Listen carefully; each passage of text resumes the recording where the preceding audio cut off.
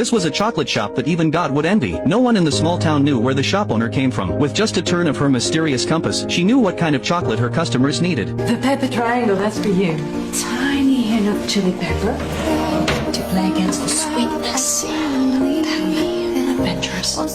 Vian guessed that the woman's marriage was troubled, so she gave her husband a bag of natural cacao nibs. At that moment, the woman had no idea that these chocolates would completely change her life. When she got home, the woman worked hard doing housework, but her husband was already fast asleep. Suddenly, she felt a little ridiculous, believing that a bag of chocolates could save her marriage, so she angrily threw them on the floor. Soon after, her husband woke up from his nap. He felt a little hungry, but after searching the cupboards, he couldn't find anything to eat. His eyes scanned the room and landed on the chocolates on the floor. The husband opened the bag and tried one. Finding it quite tasty, he then devoured the entire bag. Meanwhile, the woman was cleaning the bathroom, but her husband had become restless and eager, as if he had rediscovered his second youth. That night was destined to be an extraordinary one. Soon, the whole town heard about the magic of the chocolates. Even pets, catching the scent from the shop from far away, tried to push their way inside. Vian never held back on any customer. Yet strangely, no one dared to buy anything. Most people just stopped outside to gaze in. But one day, a woman snuck into the shop. Seeing no one around, she quickly grabbed a piece of chocolate, but Vian noticed her behavior immediately. Still, she didn't expose the woman. Instead, she took out another piece and offered it to her. The woman felt ashamed and guilty. She quickly fled the shop as fast as she could, but to the woman's surprise, Vian followed her all the way to her home, just to give her the chocolate. She asked the woman to help her taste the chocolate. Josephine cautiously sniffed the chocolate. The rose scent wafting from it was very enticing. She couldn't wait and popped it into her mouth. But just then, her husband's angry roar was heard. She hurriedly spat it out and immediately answered him. If her husband found out she was even a second late because of eating, she would be due for a beating. She looked like a child who had done something wrong and was afraid of getting caught. Looking at the only person who had been kind to her, Josephine told Vian a secret. The reason no one bought her chocolates was that the mayor had been spreading bad things about her behind her back, saying Vian was the embodiment of the devil, and that her chocolates were a deadly love potion. Vian finally understood. No wonder everyone kept their distance from her. Vian recalled when she first arrived in this small town. She and her daughter rented the small shop across from the church. While she was cleaning, the mayor came to see them. He invited them to attend the weekend church activities, but since Vian was born a Mayan, her beliefs were different from the townspeople's, so she politely declined the mayor's invitation. Little did she know, the mayor was extremely strict about the town's religion. He saw Vian as a heretic who had come from elsewhere. He held a grudge against her. He wanted his secretary to look into Vian's background, but the secretary didn't want to get involved, so the mayor could only secretly spread bad things about Vian. A war without gunfire had quietly begun. One morning, as soon as Vian arrived at her shop, she found Josephine waiting for her. She apologized to Vian for stealing the chocolate. She had come to pay for it, but Vian said that such a thing had never happened. Kindness, never felt before, flowed through the cold streets. Josephine also let down her guard with Vian, so she gave Vian a small golden box. She had stolen it from the church. She told Vian that her husband was like a volcano. At the slightest upset, he would explode and beat her. Yet she never had the courage to leave. But Vian said, "Your husband is not the ruler of this world. As long as you are willing, everything will get better." In the middle of the night, Vian heard urgent knocking at the door. She opened it and found Josephine standing outside. Josephine said she had finally broken free from her husband. She had tied him up while he was dead drunk. But after a moment of wild laughter, sadness came rushing back. Sometimes, gentle words are the easiest to make people cry, because they strike directly at the softest part of a person's heart. With Vian's help, Josephine began learning to make chocolate with her. What seemed like the most ordinary life to Vian was a dream that Josephine had longed for. As for her husband, embarrassed and angry, he ran straight to the mayor to complain. The mayor also felt that Josephine had disrespected marriage, so he came to Vian's shop and demanded that Josephine go home. Vian said nothing. She just lifted her hair. Upon seeing the wound on Josephine's head, he felt very sorry. You should have come to me.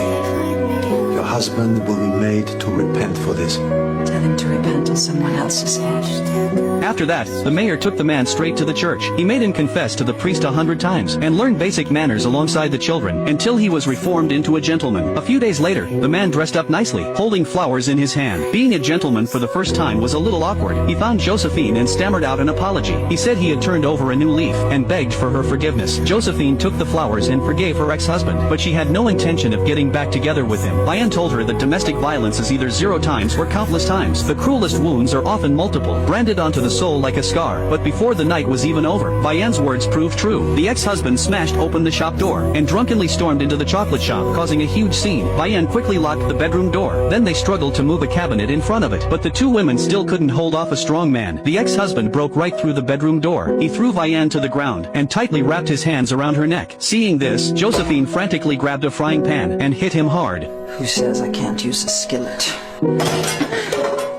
The next day, the ex-husband was left by the roadside for everyone to see. In the end, the mayor had no choice but to take him back. But Bayan's shop still didn't get many customers. Still, some people ignored the rules. For example, Bayan's landlady. The warm and cheerful two quickly became friends. But one day, the landlady expressed a regret. She had never spent time with her own grandson because she was unruly and refused to go to a nursing home. Her daughter thought she would be a bad influence on her son, so she never let the grandson see his grandmother. With the help of Vivian, the landlady's grandson has come here. The bond between grandparents and grandchildren is always a multiplied love. Two people who missed each other started meeting every day at the shop. Because of Bayan's kind deeds, people slowly began to accept her shop. One day, a group of gypsies arrived on boats. They drifted freely with the current. They needed to rest here for a while, but because they were atheists, the mayor saw them as outsiders and forbade merchants from selling them anything. He even put up notices urging people to shun them, calling it a protection of their noble faith. But Bayan was already at odds with the mayor anyway, so she deliberately got close to these people. The landlady's daughter, as the mayor's secretary, had to go door to door distributing the boycott notices. But unexpectedly, she ran into her mother and son meeting there. Seeing there was no hiding it, the landlady said she had bribed her grandson with chocolate to see her. Oh, how dare you, Mother?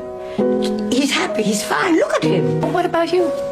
Are you fine? The daughter forced her mother to lift her skirt in public. Her thighs were covered in needle marks from insulin. It turned out the landlady had severe diabetes, so severe that she was about to go blind. And that was why her daughter wanted her to go to a nursing home. After the daughter took her grandson away, the landlady also left in anger. On another front, Rue wanted to buy a glass of soda water, but no shop was willing to sell him any. Rue was used to this. Unexpectedly, as they passed by Bayan's shop, Bayan warmly invited them in. The two girls, close in age, quickly started playing together. Bayan brought out a plate of chocolates suited for Rue, believing he would definitely like the flavor. Rue was a little skeptical. After tasting the chocolate, he did find it quite good, but it wasn't his favorite. This was Bayan's first mistake, and it made her curious about Rue. In return, Rue helped fix the damaged doors and windows. The mayor knew all of this. He was furious that the two heretics were getting together, so he secretly revised the priest's sermon to make them look even more sinister. Soon, the townspeople were once again swayed by the rumors. They gradually became distant toward Bayan. Even her daughter came running home crying, saying she was being ostracized by her classmates. At her wit's end, Bayan went to the landlady for comfort, but the landlady didn't comfort her. Instead, she asked Bayan to help her throw a birthday party, inviting the townspeople to break the rumors. Bayan worried that the landlady's health wouldn't hold up, but the landlady promised that after the party, she would go to the nursing home, and so Bayan began preparations. Even the grandson received an invitation. In the kitchen, there were not only spicy, fragrant prawns, but also rich, aromatic soup. But Bayan's specialty was making chocolate, crafting it into all kinds of novel shapes. When the feast was ready, many townspeople came to the party, but upon seeing Bayan and Rue, everyone froze at the table. Clearly, they were still afraid of the mayor. Only after the landlady told them that the mayor had not been invited did they finally relax and enjoy themselves. After dinner, everyone looked forward to Bayan's dessert, but Bayan said the chocolates were on the gypsies' boats. There, everyone could enjoy them to their heart's content. That night, everyone partied on the boats, and the landlady's daughter also came after hearing the news. She had never seen her son so happy. In that moment, she suddenly realized she had been wrong about her mother. But worse still, the ex-husband and the mayor also saw the scene. Seeing where the people's hearts lay, the mayor sternly said he would have to take action. The ex-husband strongly agreed. On the boat, Bayan had been busy serving everyone. Seeing this, Rue urged her to let go of everything and dance with him. And so, to romantic, soothing music, the two shared a tender dance, bringing the celebration to a perfect close. While everyone else was asleep on the boat, Bayan and the captain got into a small boat. They opened their hearts to each other, and their feelings quickly deepened. But just then, Josephine's ex-husband poured gasoline on the boats. By the time they noticed, the boat fleet was engulfed in roaring flames. When they arrived, everything was in chaos. Bayan couldn't find her daughter, so she bravely dove into the water, wanting to search the farthest boat, but Rue believed that boat was dangerous. He forcefully pulled Bayan back. Then that boat exploded violently. Just as Bayan was sinking into grief, Josephine returned with her daughter. Bayan was overjoyed. She held her daughter and sobbed. If she lost her daughter, she would truly have nothing left. That night, Bayan received two pieces of bad news. The first came from Rue, who came to say goodbye. Gypsies are wanderers by nature. Though the boats had been burned, they were just transportation. If they wanted to roam, they could leave any time. At the same time, the landlady's grandson called out Grandma but got no response. He went to check on her, and found that his grandmother had already stopped breathing. At the landlady's funeral, the priest's eulogy was full of jabs at Bayan, saying that the party she organized had accelerated the landlady's death. Now Bayan had become the villain. Heartbroken, she stood alone by the lake. Just then, a north wind suddenly blew. Bayan understood that it was time for her to move on. The Maya have a tradition. Every year, they follow the north wind to migrate from one village to the next. When Josephine found out, tears fell at once. She wanted to stop Bayan. After going through so much pain, she had finally found a true friend. Now facing separation, Josephine's heart was filled with reluctance. Bayan's daughter was also tired of the nomadic life, and didn't want to leave, but Bayan insisted on going. In the struggle with her daughter, she accidentally spilled her mother's ashes on the floor.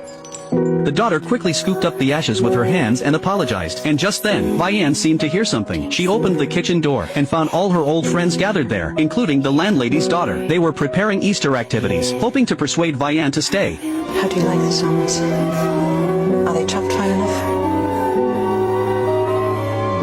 Are they okay, Leon? Meanwhile, the ex-husband went to the mayor to take credit. He confessed that he was the one who burned the boat fleet. The mayor was furious. He had only wanted to solve things in a civilized manner, but the ex-husband had misunderstood, nearly killing all the townspeople on the boats. Then the mayor angrily expelled him from the town. Easter was approaching. To win back the people's hearts, the mayor directed the priest to write a passionate sermon. But when he saw through the window that even his secretary had become friends with Vianne, the mayor lost all confidence. It turned out he had secretly been in love with her all along, but had never had the courage to confess, because he still had a wife who had abandoned him 5 years ago, and the religious doctrines forbade him from remarrying. The mayor began to complain to God. He prayed devoutly every day. So why had he lost everything in the end? Suddenly, he pulled out a knife. Under the cover of night, he broke into the chocolate shop. One by one, he smashed all of Vianne's glass display cases. He grabbed the chocolates scattered on the floor and stuffed them into his mouth. The soft, rich cocoa aroma immediately filled his mouth. As his taste buds exploded, the faith he had held so tightly also completely crumbled in that moment. He began devouring the chocolates like a madman, determined to make up for all the goodness he had missed in the first half of his life. He finally understood why so many people were willing to stand up for Vianne, because this sweetness was truly irresistible. However, because he had eaten too many rum-filled chocolates, he passed out in the display window. The next day, Vianne handed him a refreshing glass of lemonade, and with that, the war was over. The mayor was thoroughly defeated, but Easter that year was especially joyful. The mayor let go of his doctrines and actively pursued his secretary, and in the end, they too found their happiness. Josephine took over her ex-husband's cafe, and business quickly began to thrive. One day, the north wind returned. Vianne took her mother's ashes and scattered them into the north wind. It drifted southward alone with her mother, taking with it Vianne's shackles, and the warm wind blowing from the south also brought Vianne good news. The wandering Rue decided to stay, anchored in Vianne's gentle harbor. Just needing an adjustment. I hope it'll be better now. Life is like a box of chocolates. Before you open the wrapping, you never know what you're going to get. So just enjoy the wonder of life to the fullest.